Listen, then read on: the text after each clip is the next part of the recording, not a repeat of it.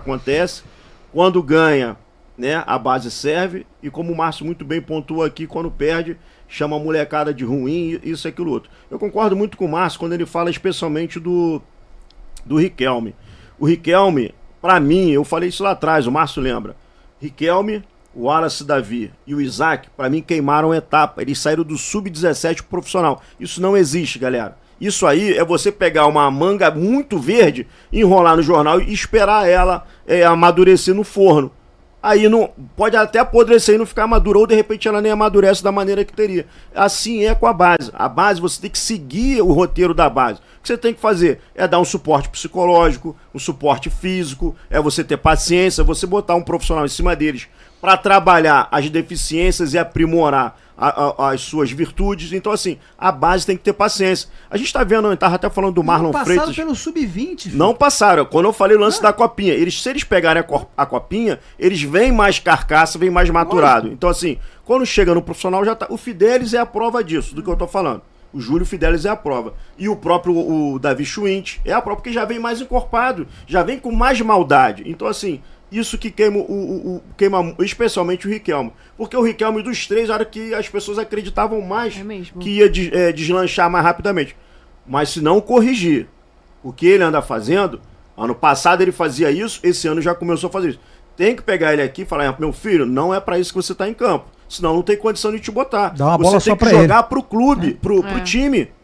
Você tem que fazer coisas pro time. Depois, se você estiver numa situação, você dá um drible, vai na linha de fundo e cruza. Fora isso, cisca e não produz nada. Ou seja, ainda prejudica coletivamente. Agora, antes de falar da base, a gente tem que passar pelo Otávio, Vitor Eudes, que pra mim, cara, foi até o primeiro gol no jogo contra o Madureira. Sim, vem cá, é o quê? Nós falamos aqui. É o quê? É falta de ritmo ou de fato não tá ligado que tá jogando o jogo? Então, assim, complicado, hein? Então, vamos botar o Pitaluga. Pitaluga.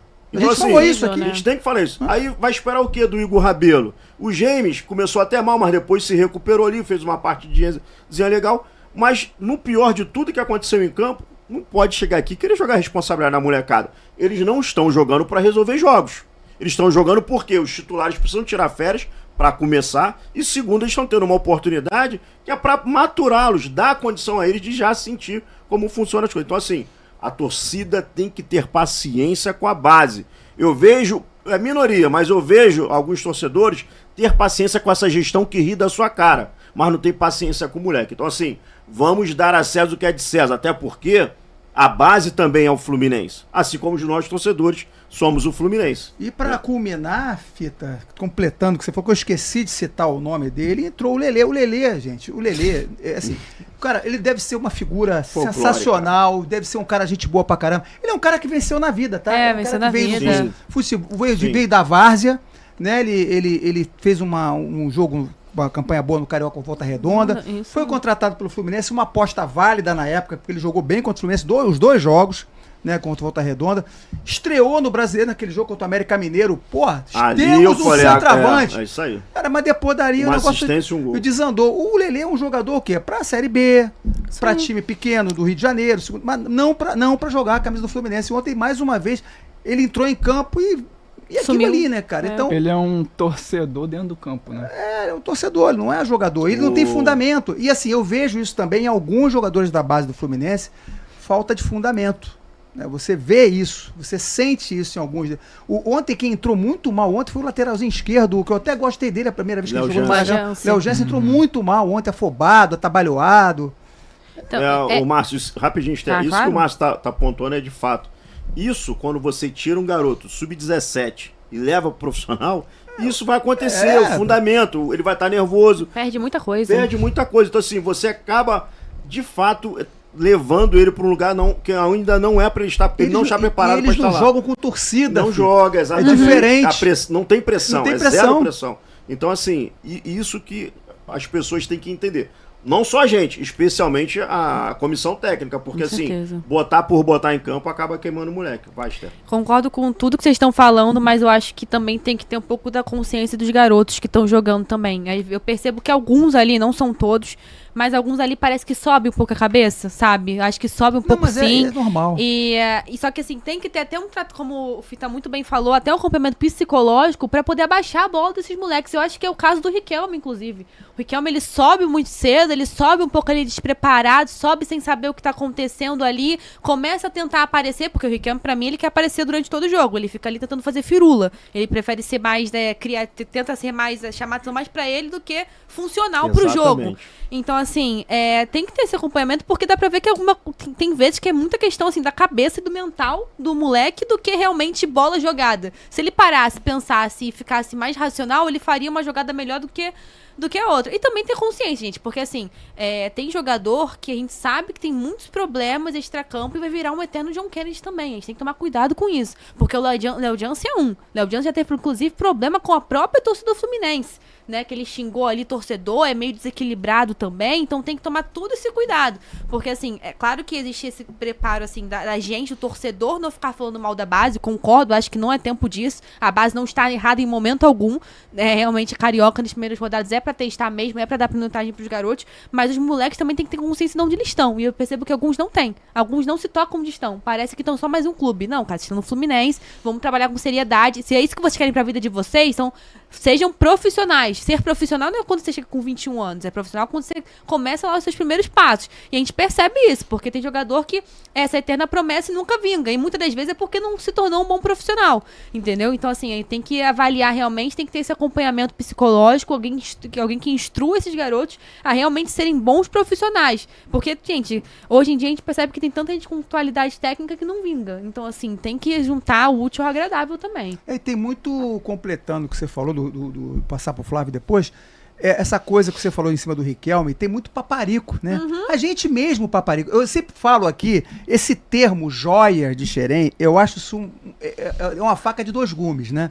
Você dá essa impressão que todo mundo que sai de Xerém é craque. Exatamente. E não é por aí. Né? É aquilo que eu falei ali. Se você aproveitar desses moleques todos que estão jogando aí 3, 4 pro time titular, como aproveitou o André, como aproveitou o Martinelli, né? Como aproveitou o Luiz Henrique, infelizmente não ficou, o Cauã Elias, essa galera boa, você tá super legal. Então, assim, geralmente esse pessoal vem de família desestruturada também, né? Mas haja psicólogo para tanto jogador, né? Tem um superchat aqui do Leonardo Couto, mandou R$5. Ou o John Kennedy volta a ser o de 2023 ou estamos lascados. Esqueça a contratação de um 9 esse ano. Vamos passar pro Flávio, né, Flávio? Tu tá quietinho aí? Fala aí da base aí. Eu concordo com todos vocês. Daqui da mesa eu vejo que o Fita é um dos maiores entusiastas assim, da base, né? Que eu venho acompanhando o programa. É o homem da base aqui do Fluminense. É o cara. E assim, eu acho que até no Carioca a gente deveria... porque o ano passado foi um calendário muito longo, né? O Fluminense foi até as semis da Copa do Brasil, mas no Carioca talvez... Esse ano tá apertado. Esse ano já tá apertado, já começa apertado. Mas o Carioca ano passado a gente chegou na final, pô. Não, eu tô falando... É porque eu vou continuar. Tá. Foi mal, desculpa. A linha de raciocínio. Mas a gente poderia colocar já alguns jogadores titulares para justamente esses jogadores da base eles também terem quem se escorar. Por isso que o Fita sempre fala muito bem aqui sobre essa questão de queimar o atleta da base. Porque, cara, você joga um cara muito cru, como ele falou, fica complicado. Porque, primeiro, gera uma expectativa na torcida, às vezes até no próprio time ali, nele próprio, o garoto, porque é a oportunidade dele, aquele frio na barriga e...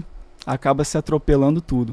Então eu acho que falta muito nessa gestão da base do Fluminense isso. Uma coisa, o meu pai ele falava muito sobre um dos melhores treinadores, né, que trabalhava muito bem a base, era o Luxemburgo. Ele sempre colocava o garoto assim no segundo tempo, aí o cara já era aquela joia de Xerém, foi assim, eu acho, com o Carlos Alberto, foi com outros atletas também.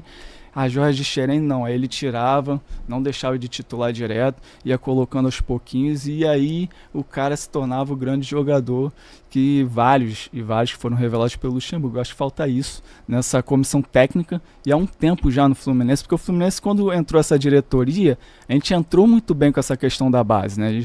A gente começou Em 2019 a gente formou um time com algumas peças, né? Alguns jogadores mais cascudos e experientes. Exato. E completamos com a base, aí onde surgiu uma safra muito boa em 2019. Então assim, Exato. parece que o Fluminense se perde nessa questão, né? Ou a filosofia mudou, né, internamente, que a gente sabe que os empresários hoje é o que domina tudo no Fluminense, e uma das razões, a gente não sabe o que contam no ouvido do Riquelme, já falam que ele é craque, aí o cara já se acha craque, aí é cabelinho descolorido, não sei o que, tatuagem isso e mesmo. tal. Então assim, aí Isso aí.